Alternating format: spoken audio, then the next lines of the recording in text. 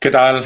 Muy buenas tardes a todos y a todas y bienvenidos y bienvenidas a un vídeo más de las charlas de Sociedad Histórica, uno de los vídeos de los jueves, uno de los vídeos de la serie de los artefactos anómalos de la arqueología ancestral.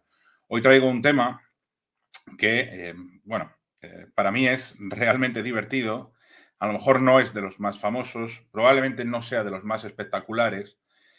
No sé si lo conoceréis o no lo conoceréis. Yo probablemente no lo conocéis, porque no es uno de los objetos o artefactos que más haya dado que hablar, pero creo que es uno de los que mejor permite, comentar y hablar y debatir sobre las cuestiones de cómo funciona el pensamiento pseudocientífico, ¿no? Y cómo funcionan muchos de los paradigmas que realizan planteamientos que están completamente fuera de lugar cuando hablamos de cronologías históricas, cuando hablamos de arqueología. En definitiva, cómo se saltan a la torera y cómo se saltan a la ligera muchos de los conceptos y de los aspectos imprescindibles a tener en cuenta en la arqueología como ciencia. Os estoy hablando hoy, y hoy vamos a tratar el tema, no sé si lo conocéis, y directamente doy paso a las imágenes del artefacto de Coso. Se llama así, ahora os explicaré por qué, porque apareció en un lugar conocido como Coso.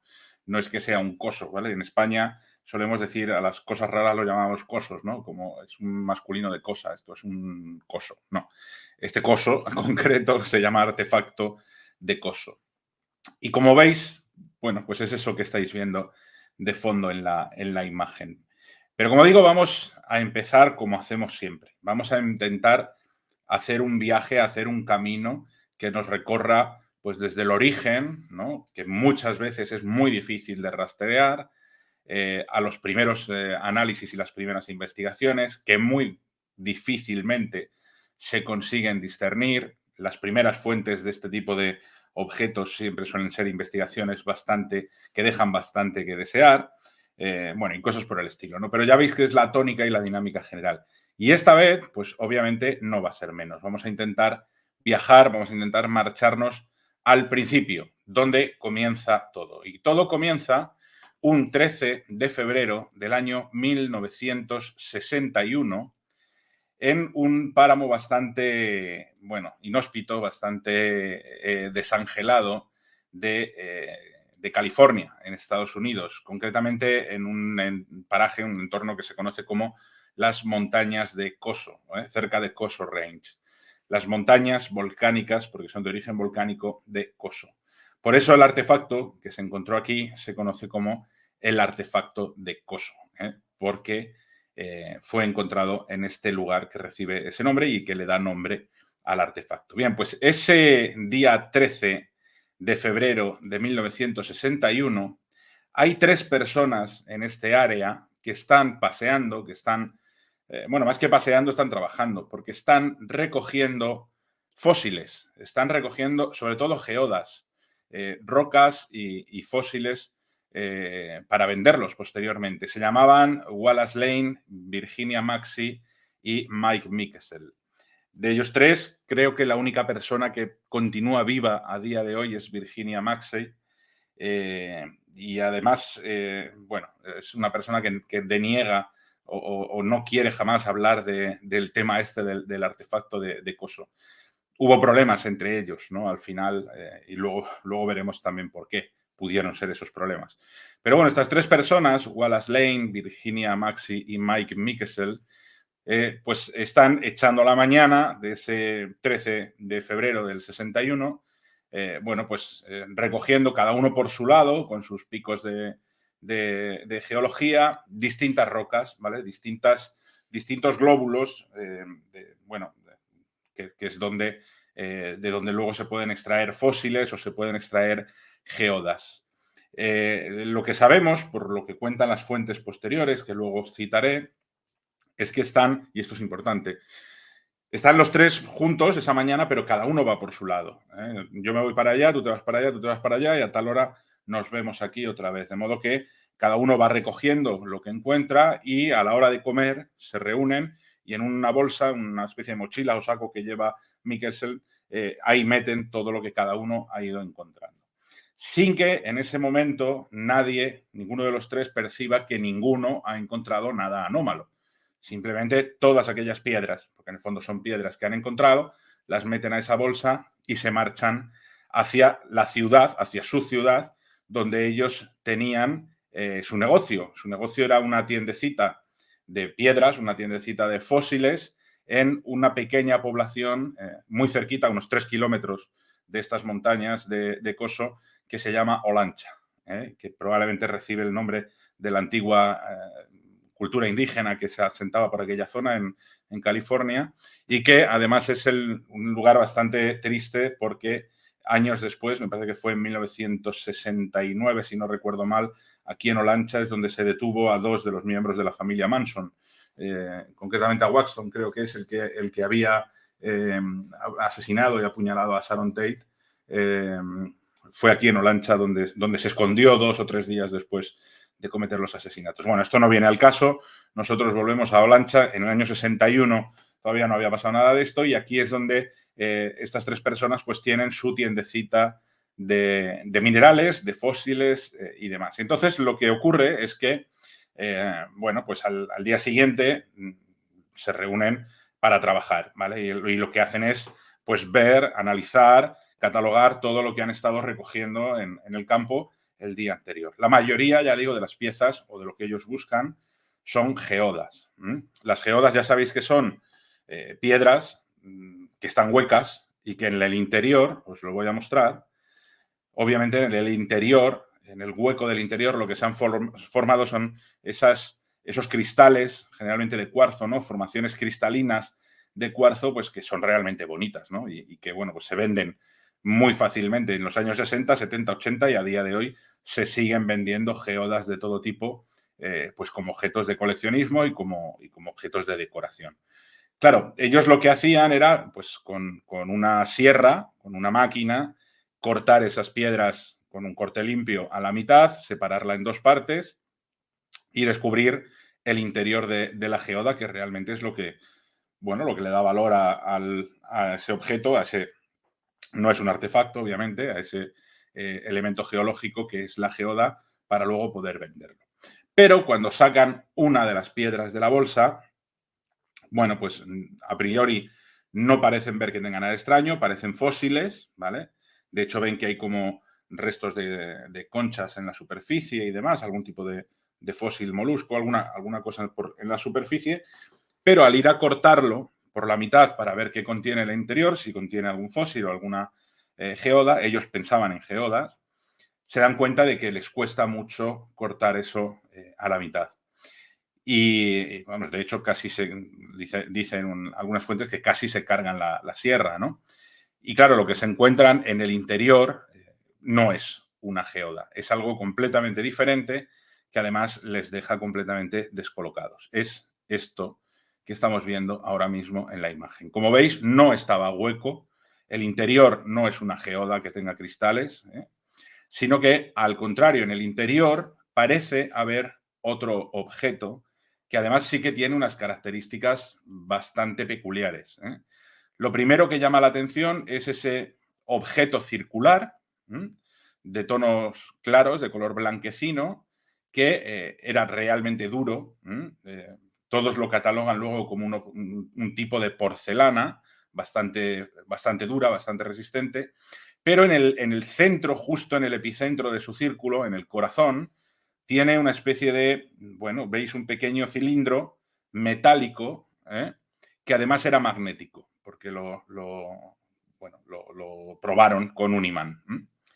Alrededor de ese objeto circular blanco aparecen restos de algo metálico que se ha ido descomponiendo y deshaciendo, pero que además ha dejado un espacio hexagonal, como se ve perfectamente en la imagen, se ve en las 2 partes de la roca cortada, se ve como hay trazos o restos de una huella completamente y perfectamente hexagonal. Claro, esa huella hexagonal con ese objeto cilíndrico que deja ese corte de porcelana blanco, perfecto, con ese corazón metálico, ¿no? Esa varilla metálica en el centro que además es magnética, obviamente rápidamente les llama la atención y les dice, oye, estamos ante algo que no es natural.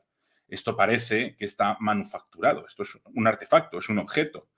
Pero claro, aquí es donde viene el gran problema y la gran controversia del artefacto de Coso. Está dentro de una geoda. ¿Eh? Por lo tanto, desde un punto de vista mineral, desde un punto de vista geológico, una geoda necesita miles de años para que se pueda formar. De modo que lo que sea que es ese artefacto está dentro de un rango de tiempo de, vayamos a elucubrar y a suponer. Pero aquí es donde viene la gran cuestión, la gran duda y el gran planteamiento sobre el artefacto de Coso. Es un artefacto que está en el interior de una geoda que ahora veremos cómo deberíamos o cómo se debe de catalogar. Aquí tenéis una de las últimas fotografías que se pudo tomar al artefacto de Coso, porque luego la verdad es que ha desaparecido, ha pasado de mano en mano. A veces lo tenía uno de los 3 que lo encontraron, luego desapareció. Bueno, entre ellos también tuvieron problemas. Ya digo que la única persona que sigue viva hoy en día no quiere saber nada de esta historia, pero bueno, la primera fotografía que se le toma al objeto al cortarlo es esta que estáis viendo aquí. Claro, los 3 propietarios de esta piedra, los que han encontrado esta extraña geoda con ese extraño artefacto en el interior, se quedan a cuadros, ¿no? Y lo que hacen es consultar, según dicen ellos, en todo momento, aquí en todo momento estamos hablando de lo que ellos transmiten, de lo que ellos cuentan. Y concretamente es la mujer, de los 3, la mujer la que cuenta que se consulta a distintos geólogos. Fijaros, aquí tenéis la misma fotografía, pero por la parte exterior, donde se ve la forma que tenía la roca antes de cortarla y que apareciera este extraño objeto, ¿no? En el interior. Bien, pues Virginia Maxey es, en este caso, la persona que decide consultar con especialistas y con geólogos. Y como suele ocurrir a menudo en estos casos, en estos temas, cuando hablamos de este tipo de artefactos completamente anómalos, pues nunca tenemos fuentes, nunca tenemos los nombres de quiénes eran esos geólogos. Bueno, hay un primer geólogo, según cuenta Virginia Maxey, que analiza este objeto y que dice, literalmente, luego os diré la fuente, dice que esa geoda, esa roca, por la formación geológica que tiene y por los fósiles que parece tener en superficie, que ya digo que tenían algunas conchas y demás, no podría haber tardado menos de 500.000 años en formarse. Hablamos de 500.000 años, medio millón de años. Y tenemos un artefacto aparentemente manufacturado, es decir, algo que tecnológicamente ha sido creado por el ser humano en el interior de esa geoda de 500.000 años. ¡Pum! Que nos vuele la cabeza y que salten, obviamente, todas las alarmas. Porque esto es un caramelito para los defensores de civilizaciones anteriores, muchísimo más avanzadas, aquellos que estuvieron en la Tierra mucho antes de que apareciera el hombre tal y como lo conocemos, los que inculcaron a las culturas posteriores todos los conocimientos, patatín, patatán, todas estas historias que obviamente ya conocemos porque están detrás de la mayoría de las teorías pseudocientíficas sobre civilizaciones ancestrales, ¿no? O extraterrestres, en su caso. En este caso, obviamente, además, estamos ante una pieza que parece algún tipo de tecnología, lo cual lleva más directamente a ese tipo de pensamientos. El segundo de los geólogos que fueron consultados, según digo en todo momento, Virginia Maxey, es un geólogo llamado Ron Calais. Calais, Ron Calais. Calais es la primera persona que realiza, voy a ponerme así para que me veáis, las primeras investigaciones o los primeros exámenes científicos al objeto, ¿vale? Y digo científicos porque ahora veréis, o ahora dentro de poco veremos por qué. Pero ¿en qué consistían esas primeras investigaciones que hizo Ron Calais? Bueno, pues lo primero que hizo obviamente fueron radiografías al objeto que, bueno, pues obviamente pusieron de manifiesto que lo que había en el interior de esa roca efectivamente era algún tipo de artefacto. Era algún tipo de elemento que parecía tener alguna función pues mecánica o tecnológica, ¿no? Aquí veis la fotografía de esa radiografía y creo que aquí tenéis alguna más de esos objetos. Arriba tenéis las dos fotografías que ya hemos mostrado, que ya hemos comentado, y abajo las radiografías diversas que se hacen de ese objeto, que bueno, está demostrando que hay una serie de partes metálicas, hay una especie de tubo, un cilindro, bueno, una serie de elementos que yo no sé identificar a simple vista, pero como vais a ver, hay otros mucho más expertos que yo que sí fueron capaces de hacerlo. En cualquier caso, estas primeras radiografías del artefacto de Coso, bueno, pues fueron las que llamaron la atención, no a nivel mundial, todavía no hemos llegado a ese punto, ¿vale? Todavía el artefacto de Coso para este momento no ha dado el salto que pudieron dar otras piezas, ¿no? Gracias a grandes divulgadores. En este momento, simplemente las piezas, el artefacto, llama la atención de una pequeña, humilde, modesta publicación que se llama Info Journal. Y en el año 1969, el editor de Info Journal, Ronald Willis, y su hermano, pues tienen la oportunidad de analizar este objeto, analizar las radiografías que había hecho Ron Calais, que me encanta. Yo creo que llamarse Ron Calais no es un nombre que invite a que tus amigos quieran salir contigo de campamento. Pero bueno, fuera de bromas, Ronald Willis lo que hace es analizar, tiene opción de analizar el objeto, tiene opción a analizar esas radiografías y lo publica en su revista en el año 1969, la revista Info Journal. Y él aquí en esta revista hace una apreciación bastante inteligente que pasó completamente desapercibida en el año 69, ya digo, porque realmente no era una revista de impacto. Ahora iremos a la revista InfoJournal y dónde debemos ubicarla y demás, ¿no? Pero sí que ese artículo fue, al parecer, el que provocó, bueno, pues que determinadas personas, determinados divulgadores, sí conocieran la existencia de este objeto, como por ejemplo Brad Steiger. Brad Steiger sí que termina publicando en el año 1974 un libro llamado Misterios del Tiempo y el Espacio, Mysteries of Time and Space. Y veis ahí abajo en ese subtítulo que pone el enigma de los fósiles imposibles, reliquias, bueno, anomalías fotográficas, pero bueno, empieza diciendo el enigma de los fósiles imposibles. Por lo tanto, ese objeto de Coso pues tenía todas las papeletas para aparecer aquí en esta obra de Brad Steiger. No le dedica mucho espacio, la verdad es que Brad Steiger le dedica un pequeño capitulito, unas cuantas páginas al artefacto de Coso, pero sí que dice de él algunas cosas interesantes que se recogen en estas páginas. Yo os he marcado, os he resaltado, ahora vamos a ello, dos párrafos que me parecen muy interesantes. Uno de ellos es, obviamente, Steiger es el que recogió toda la historia, entrevistó a los tres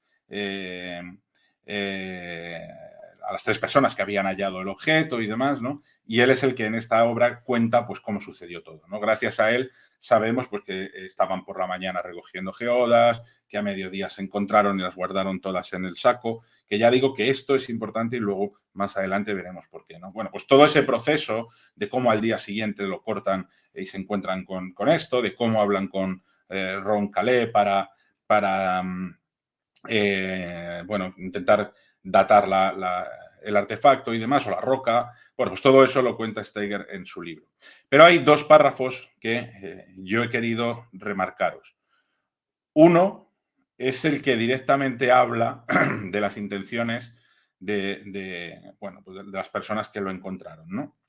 Que, como ya digo, suele ser común en muchos de estos casos. En este caso hablaron con geólogos, ¿no? Oye, vamos a hablar con geólogos para que nos digan qué antigüedad tiene esto. Pero claro, ¿qué geólogos? ¿No? Ya habéis visto que el primer geólogo no sabemos ni quién es, ¿vale? El que lo cataloga o el que lo data, mejor dicho, en una cronología de 500.000 años, no sabemos ni quién es. y el otro, que sabemos que es Roncallet, es el que le hace esas radiografías y demás, y luego veremos quién es este tipo, ¿no? Pero bueno, en cualquier caso, ese es el primer párrafo. Y el segundo párrafo es una conclusión a la que llega no Steiger, sino Willis en su artículo del 69 en la revista. Mirad, este primer párrafo es el que hace mención a esa cronología que se le da al objeto. Dice, ¿cuál era la opinión de la señora Macy sobre el objeto de las rocas? Una posibilidad es que tenga apenas 100 años, algo que yacía en un lecho de barro y que luego pues, se secó, ¿no? Fue horneado y endurecido por el sol en cuestión de unos pocos años. Esto es muy curioso porque esta primera hipótesis pues parecería la más lógica, ¿no? Oiga, esto debe ser algo, no sé qué antigüedad tiene, pero relativamente reciente, porque es un objeto que se ve manufacturado y que por algún motivo pues, se ha quedado envuelto en barro, cocido y endurecido. Esto tiene muchísima lógica. Pero claro, esto rompe con determinadas cuestiones que se vienen hablando desde el principio en el descubrimiento de este artefacto y luego veremos cuáles son, ¿no?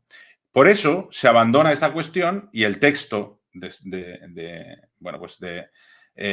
libro continúa diciendo, sin embargo, la señora Maxi proporcionó la información de que, en opinión de un geólogo cualificado que examinó las conchas fósiles que lo incrustaban, es decir, ni se nos dice quién es el geólogo cualificado, el primero de ellos, ¿vale? Ni se nos dice que se esté datando la roca, sino las conchas fósiles que aparecían incrustadas en la superficie. Este señor dijo que el nódulo había tardado 500.000 años en alcanzar su forma actual. Claro, fijaros lo importante que es esto, ¿no? Lo interesante que es que este señor, sea quien sea, si es que existió, no está datando la piedra en sí. Está diciendo que en base a las conchas fósiles que aparecen en la superficie, eso debía de tener unos 500.000 años. Pero la gran pregunta es, ¿y esas conchas pertenecían a la roca, a la geoda? ¿Se había fosilizado todo junto? Porque esta es una de las cuestiones importantes para catalogar y datar este artefacto, esta pieza, ¿no? El artefacto de Coso. Luego volveremos sobre esto en palabras de otro investigador, ¿vale? Pero a partir de ahí es donde, como todo buen libro de pseudociencia, de misterio, que se precie y más de los años 70, pues entonces ya se lanza, se tira a la piscina de cabeza y termina diciendo, o bien es un instrumento tan antiguo como el legendario Mu o la Atlántida, tal vez sea un dispositivo de comunicaciones o algún tipo de buscador direccional, o algún instrumento hecho para utilizar principios de poder de los que no sabemos nada. Lo de siempre, lo de siempre en este tipo de publicaciones. Nos encontramos un artefacto, en vez de analizarlo científicamente, lo que hacemos es especular, especular en base a fuentes que no citamos, que no mencionamos, que no vamos a saber quiénes son, salvo aquel geólogo Calais, que es el que hace las radiografías. Y a partir de ahí, elucubremos con todo tipo de hipótesis rocambolescas. Que si la Atlántida, que si Mu, que si una serie de palabras que yo ahora mismo estoy convencido de que ninguno de vosotros sabría repetir. Para poder repetirlos habría que volver a leerlos. Un dispositivo de comunicaciones, es decir, una radio. O algún tipo de buscador direccional, es decir, un GPS. O algún instrumento hecho para utilizar principios de poder de los que no sabemos nada. Es decir, palabrería barata para decir, esto es súper avanzado, pero en un contexto geológico de hace 500.000 años. Es decir, blanco y en botella. Lo tenemos servido a huevo y puesto en bandeja. Tenemos una evidencia de una civilización ancestral desarrollada tecnológicamente que habita la Tierra hace 500.000 años. Ya está, no hay más discusión para ello. Pero claro, la cosa no es así de sencilla. El otro párrafo que yo os he señalado aquí es el último, el que cierra el artículo, que dice, no hay indicios de que ningún científico profesional haya examinado cuidadosamente el objeto, por lo que aún es cuestionable lo que pueda ser. Entonces, Roncallet no es un científico. Si nos dijeron que era un geólogo, ¿no? Y que le había hecho las radiografías y que lo había estudiado y demás, Y el primer geólogo, el que había dicho que tenía 500.000 años, tampoco es científico. No sé, la incongruencia, ¿vale? Y esto lo dice Ron Willis, ¿vale? Que es quien escribe el artículo en esa revista. Y dice, el artefacto Coso ahora parece unirse al club con la momia de Casper, Wyoming, el manuscrito Voynich y otros objetos forteanos cuyos propietarios se niegan a permitir que nadie examine el objeto en cuestión sin un pago exorbitante. Y esto también es verdad. Y resulta curioso que el propio Willis lo diga en el artículo de su revista. No sé si es porque se enfadó porque le quisieron cobrar por el objeto o porque no le dejaron analizarlo más, no lo sé, pero él termina diciendo, esto no sabemos lo que es, hasta donde yo sé no hay ningún científico que haya analizado el objeto y obviamente no lo va a ver porque aquí los dueños quieren cobrar por ello.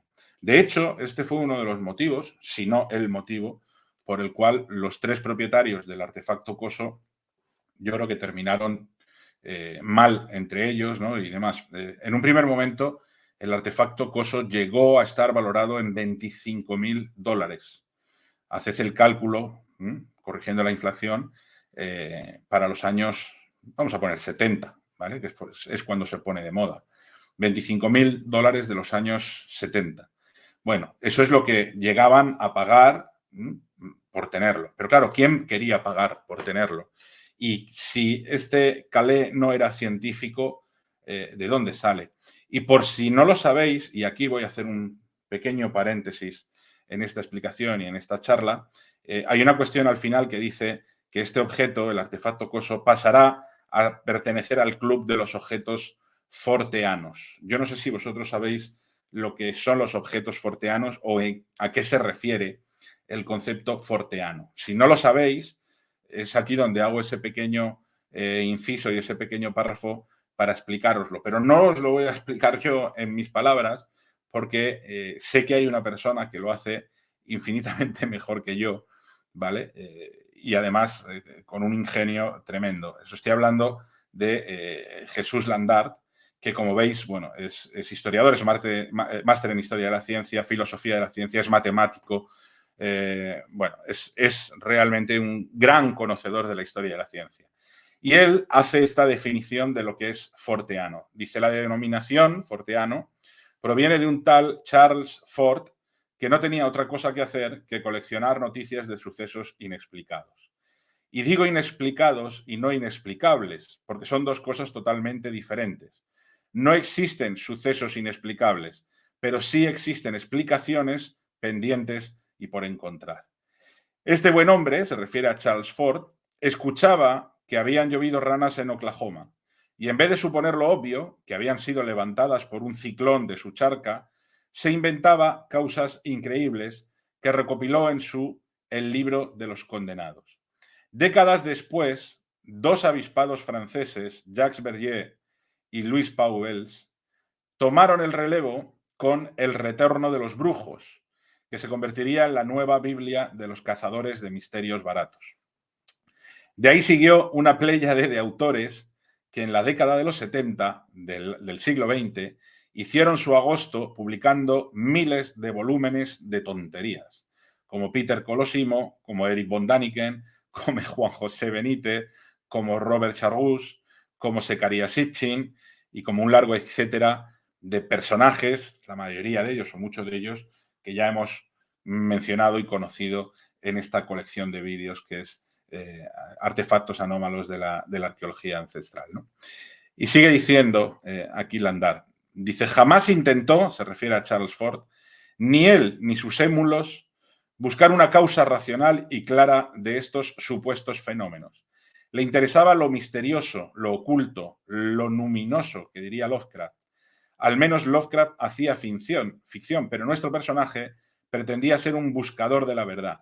Tan penoso espectáculo tuvo, obviamente, numerosos seguidores que formaron la sociedad forteana, burgueses desocupados y ganas de dar la nota, principalmente.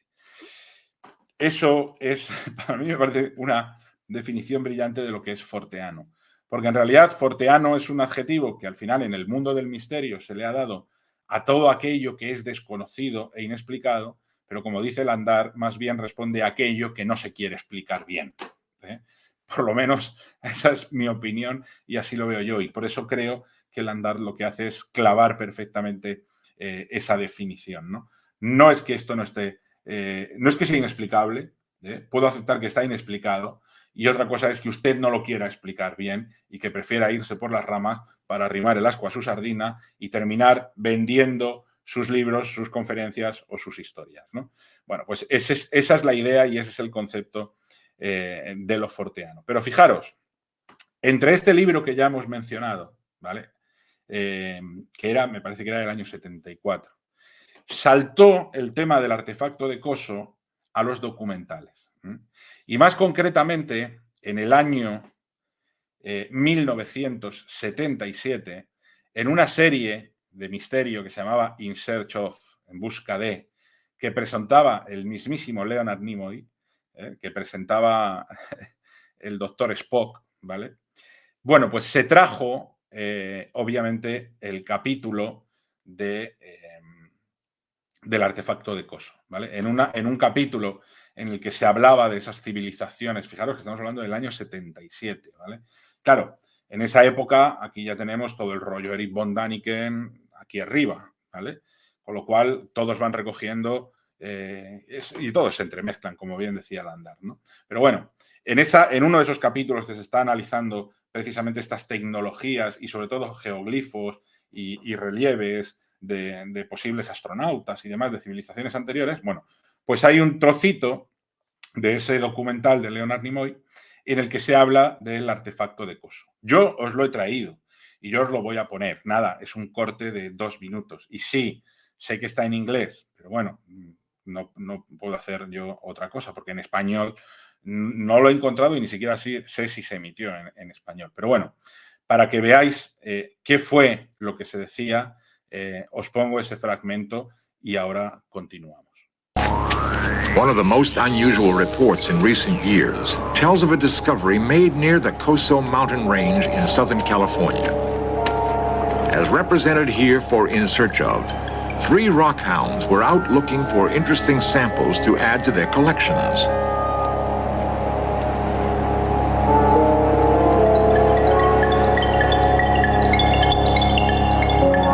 They had already been looking for hours that hot day in July. What they found looked innocent enough, a geode common to that area. Yet, it somehow seemed different.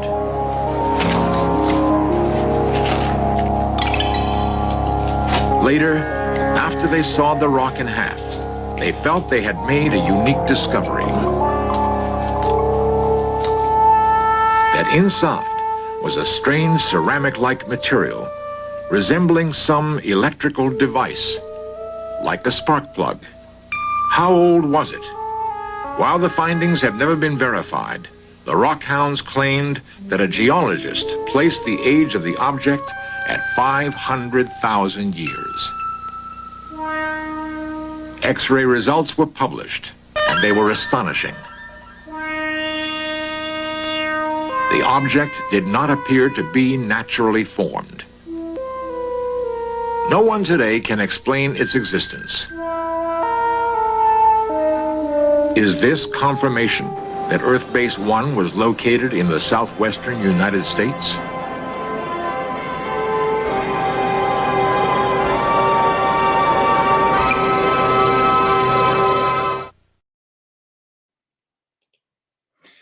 Bueno, básicamente ya habéis visto, os resumo 4 puntos importantes del vídeo por si no lo habéis entendido, pero entre fabulosas interpretaciones, ¿no? Donde se ve a la muchacha rubia esta como, Dios mío. Bueno, básicamente lo que dicen es que lo que había en el interior de la roca era un dispositivo eléctrico o electrónico que tenía 500.000 años de antigüedad. Aquí no le dan ningún género de dudas a esa datación de ese geólogo desconocido, que había desconcertado completamente a todos los expertos, cuando en realidad se nos decía que ningún científico había tenido oportunidad de analizarlo.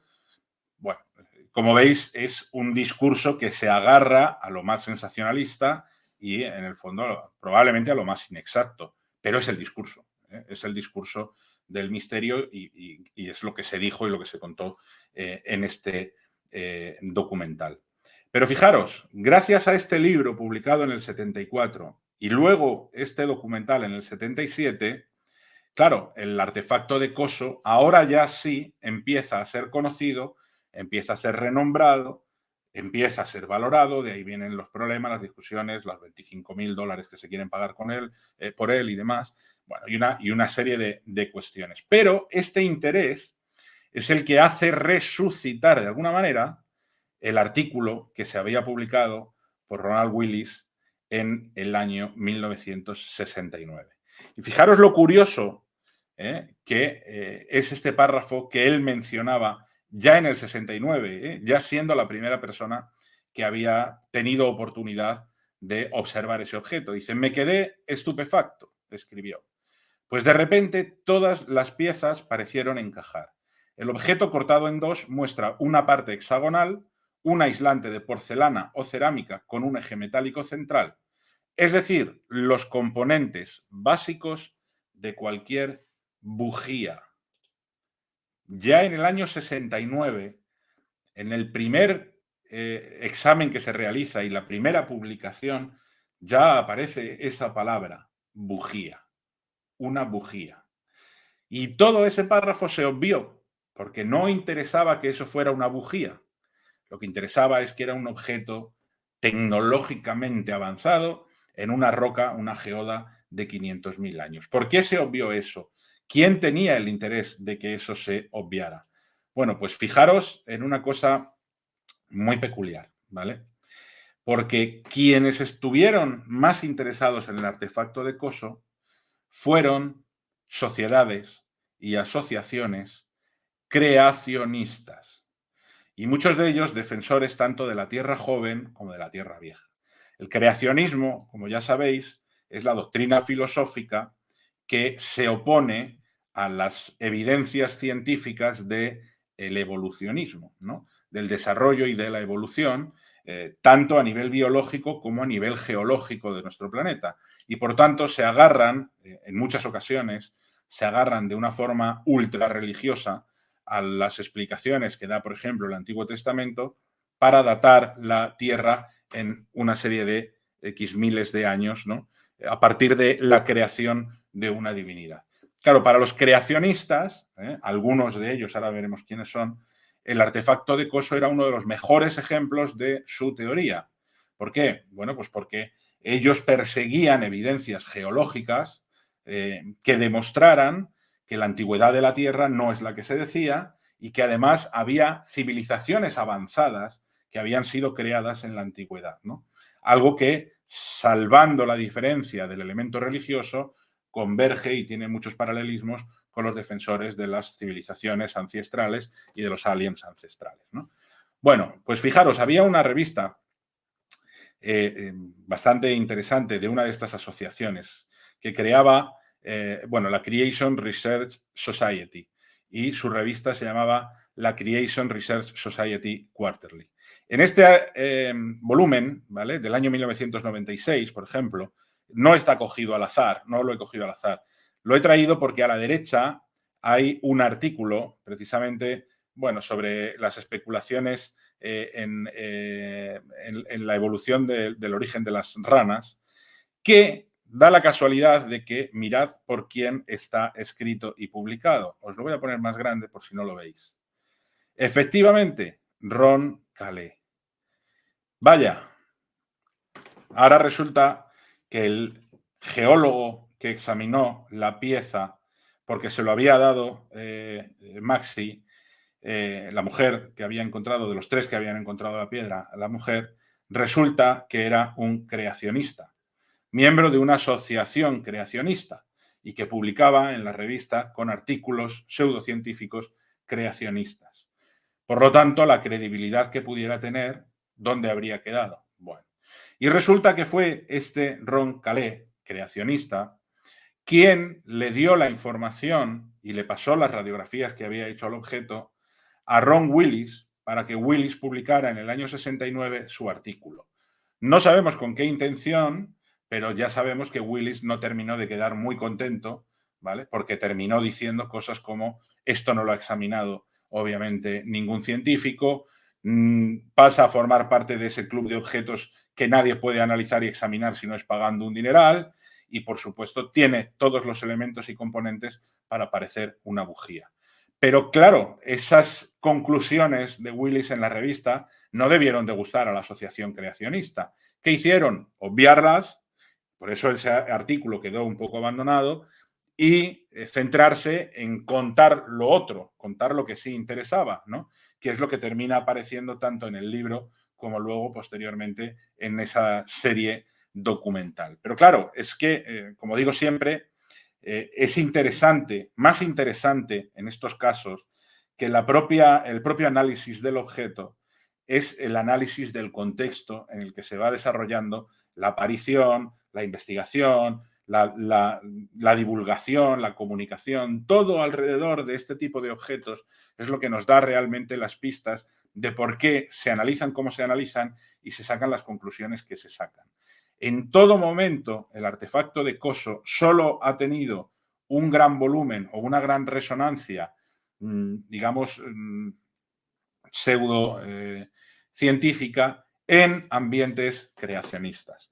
Como por ejemplo, terminará haciendo posteriormente en el año 1997 Donald Chittick, ¿vale? Donald Chittick es otro recalcitrante creacionista que termina escribiendo en ese año un libro que se llama El puzzle del hombre antiguo, ¿vale? Tecnologías avanzadas en civilizaciones del pasado. Bueno, pues en este libro, obviamente, Chittick también se hace eco de este artefacto de Coso como evidencia indubitable de tecnologías en civilizaciones del pasado.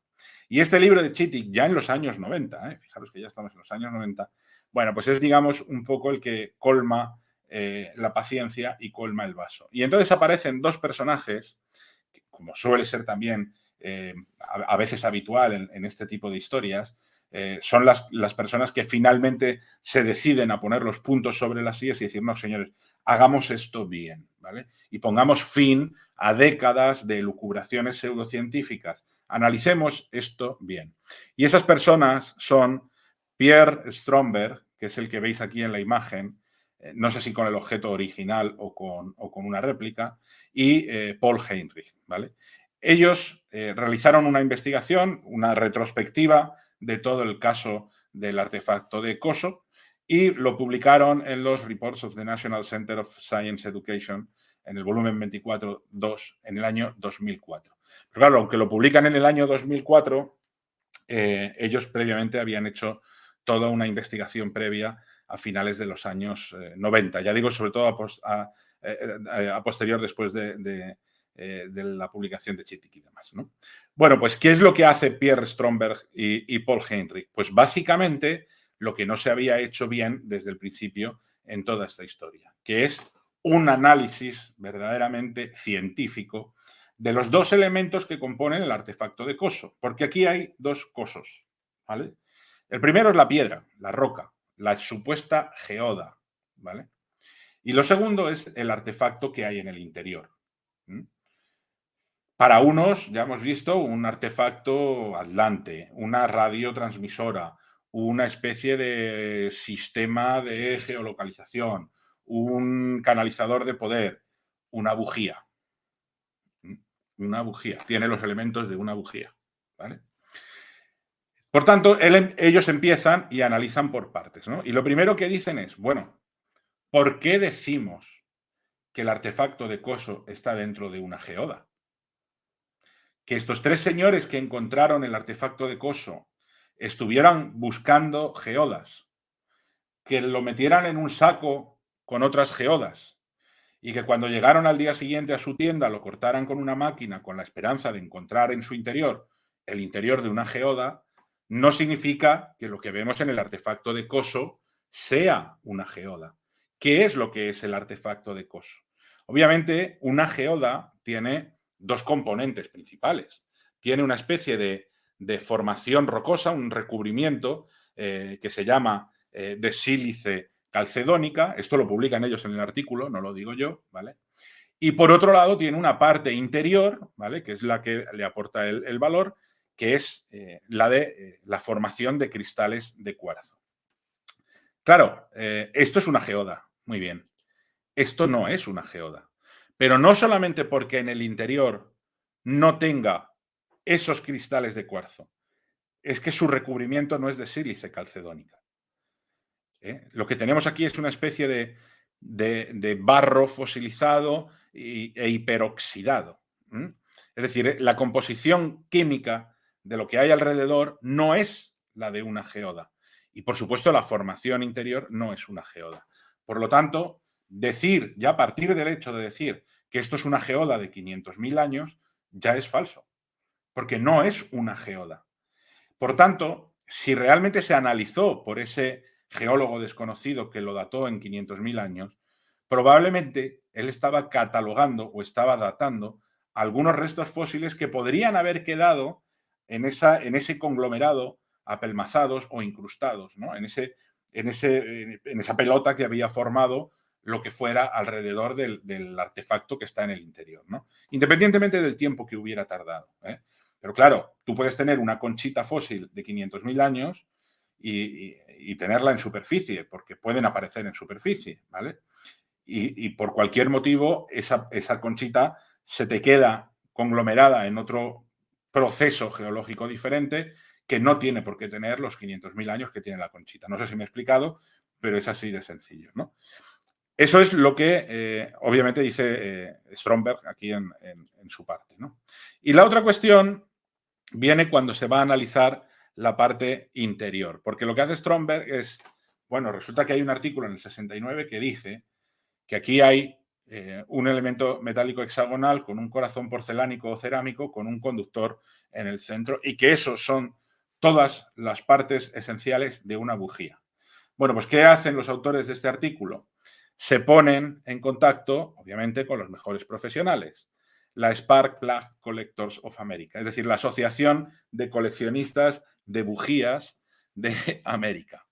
Y ellos cuentan en este artículo, bueno, pues que esto lo hacen un poco, no por hacer, ¿no? No es que lo hagan por hacer, pero sí lo hacen sin ninguna esperanza de que eso pueda llevar a buen puerto, ¿no? O sea, se ponen en contacto con una asociación de coleccionistas de bujías, les mandan fotografías, les mandan las radiografías y les dicen, oiga, ¿ustedes por casualidad creen que esto puede tener algo que ver con una bujía? Porque se había dicho en el año 69 que podía ser una bujía. Y ellos esperaban una respuesta, pues que fuera en plan, no tenemos ni puñetera idea de lo que es esto, ¿no? Y sin embargo ocurrió todo lo contrario.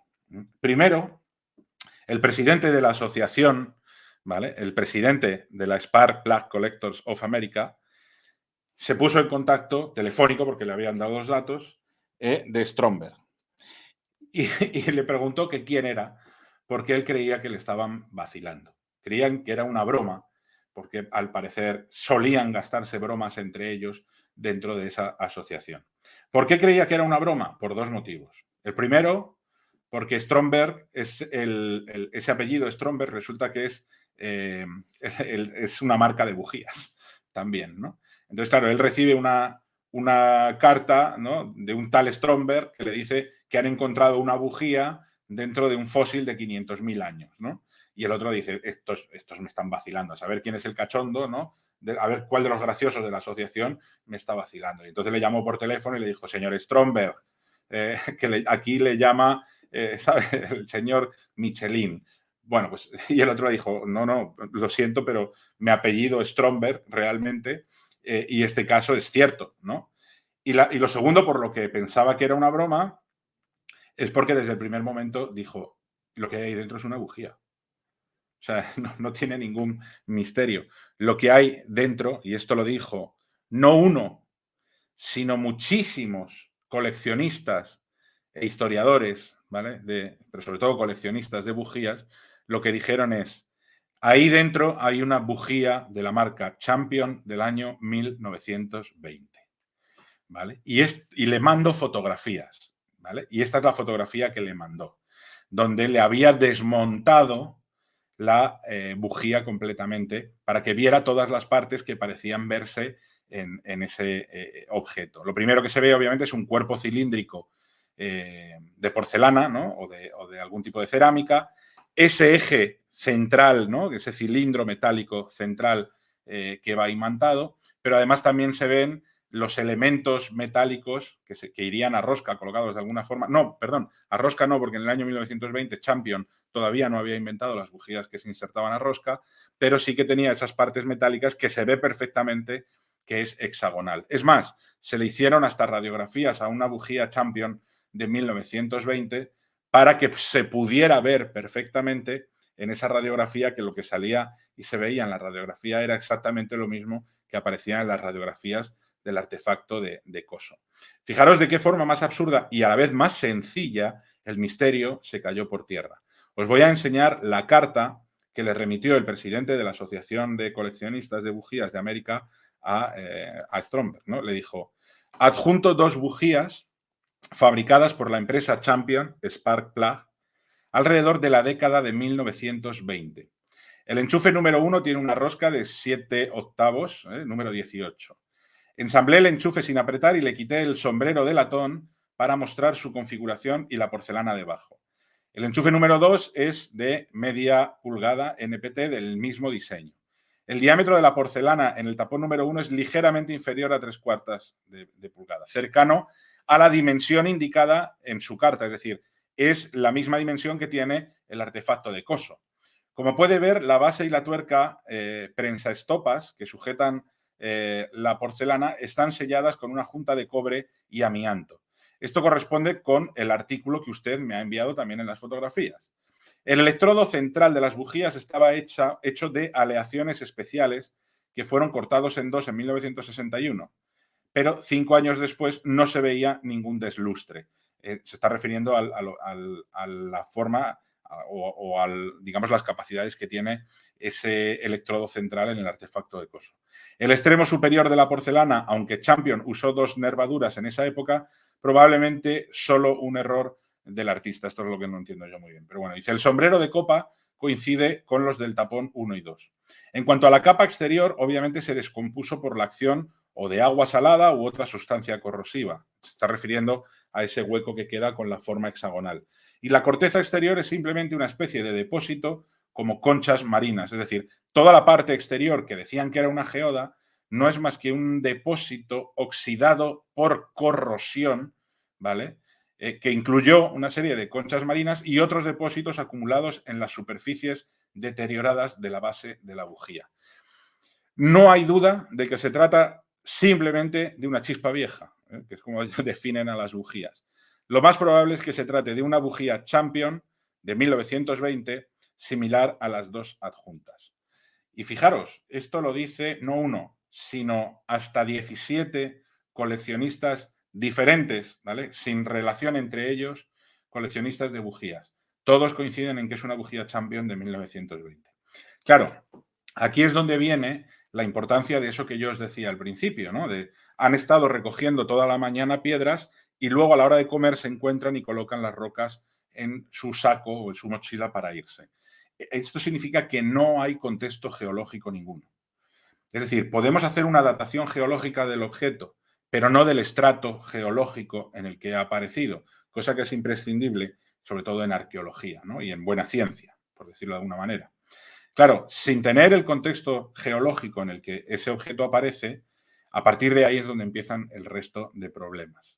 Porque no es lo mismo catalogar 500.000 años un estrato geológico que una piedra o una roca. Y más cuando quien hace esa datación no sabemos quién es, nos dicen que es un geólogo renombrado y que hace alusión únicamente a las conchitas que aparecen por encima. Y a partir de ese momento se trata en todo momento la piedra como una geoda de 500.000 años, cuando ni es una geoda ni probablemente tenga 500.000 años. Otra cosa es que haya fósiles en ese conglomerado que se ha generado por la corrosión de la bujía, alrededor de la bujía, que puedan tener 500.000 años, que también habría que analizarlo. También uno ya pone un poco, coge con pinzas absolutamente todo, ¿no? También habría que verlo y también habría que analizarlo porque obviamente no es tan sencillo. Pero claro, lo que sí da una contextualización muy clara es que en los años 20, que es cuando se data esa bujía que aparece dentro del artefacto de Coso, resulta que en las montañas de Coso se están produciendo explotaciones mineras. Y esas explotaciones mineras se sabe que se realizaban con camiones de Ford, ¿vale? Por lo tanto, por toda esa zona de las montañas de Coso había trasiego de vehículos de Ford, concretamente modelos Ford T de los años 20. Bueno, pues estos vehículos de Ford que utilizaban esas explotaciones mineras utilizaban este tipo de bujía. Con lo cual, no hace falta irse a una civilización ancestral para encontrar una tecnología en forma de bujía dentro del artefacto de Coso. Hay que irse a los años 20, a las explotaciones mineras y a un recambio de vehículo que en algún momento alguien tiró al suelo en los años 20. Y que 40, 50 años después, lo que había creado por la corrosión, por la lluvia y por la corrosión del propio objeto, es una especie de roca, un conglomerado, que es muy curioso, porque en el propio libro veíamos en ese párrafo donde la propia Virginia Maxey, una de las que lo descubre, dice, a ver, este objeto puede tener 100 años, ¿vale? Y ella dice, y haberse quedado cubierto de barro que luego fue horneado y secado por el sol. Es decir, ella ahí no está diciendo estamos ante una geoda de 500.000 años. Ella dice, podríamos estar ante un objeto que ha creado una especie de piedra, ¿vale? Endurecida, pero no una geoda. O podríamos estar ante un objeto, según ha dicho este experto, de 500.000 años. No. Resulta que la primera observación, que generalmente siempre suele ser la más correcta, ya nos está diciendo, esto no es una geoda, esto es una especie de conglomerado pétreo que se ha creado pues por la acción entre el barro que se ha secado y la corrosión que ha generado la bujía, ¿vale? Y ha creado esa especie de piedra de recubrimiento que cubre la bujía. Pero eso se ha producido desde los años 20 hasta los años 60, el 61, que es cuando se encontró la piedra en superficie, no dentro de un estrato geológico de 500.000 años, en superficie. Por lo tanto, estamos ante un objeto que tiene 40 años de antigüedad, que en su interior tiene una bujía Champion de los años 20 y que por corrosión ha creado ese conglomerado alrededor suyo, englobando o cogiendo otros objetos. De hecho, incluso las primeras descripciones dicen que también tenía pegado un tornillo y una arandela, o un clavo y una arandela, una cosa así, también oxidados y corroídos. Es decir, estamos ante un objeto que tiene 40 años de antigüedad y que lo que tiene dentro es una bujía Champion. Claro, cuando este artículo sale a la luz, resulta que el artefacto de Coso ya deja de aparecer en las charlas, en los foros creacionistas, deja de aparecer en las conferencias que dan los pseudocientíficos divulgadores del misterio, porque al fin y al cabo lo que demuestra el caso del artefacto de Coso es que un mínimo de estudio y un mínimo de investigación bien hecha, lo único que puede poner de manifiesto es el ridículo de muchas teorías, ¿vale? Y claro, en el caso del artefacto de Coso, proponer que esto es una geoda de 500.000 años, que en su interior tiene una especie de tecnología de una civilización ancestral, es hacer el ridículo. Espero que os haya gustado. Si no conocíais el caso del artefacto de Coso, ya lo conocéis. Espero que os haya resultado interesante. Ya digo que no es uno de los casos más conocidos, no es uno de los objetos más célebres, pero sí que es uno de los mejores ejemplos para explicar a veces cómo funciona, triste y lamentablemente, la pseudociencia, cuando realizando ejercicios muchísimo más sencillos que se dejen llevar un mínimo por la lógica, uno puede descubrir realmente ante qué nos estamos encontrando o a qué nos estamos enfrentando. Nada más. Os repito y os recuerdo, primero, que os suscribáis al canal y segundo, que si queréis que tratemos algún objeto anómalo, algún artefacto extraño que conozcáis o del que queráis oír hablar, proponedmelo en los comentarios y lo analizamos. Ya me habéis propuesto que hablemos del mecanismo de Antiquitera. Lo que pasa es que el mecanismo de Antiquitera realmente es muy complejo de abordar. Entonces lo estoy preparando con calma y lo estoy preparando con mucho trabajo y eso me lleva tiempo. Pero si hay cualquier otro objeto que queréis que analicemos, pues sin ningún problema, ¿vale? Os invito y os recuerdo que me lo podéis consultar y lo traeremos y lo trataremos en estos vídeos. Nada más, me despido, ¿vale? Y nos vemos en la próxima charla de Sociedad Histórica.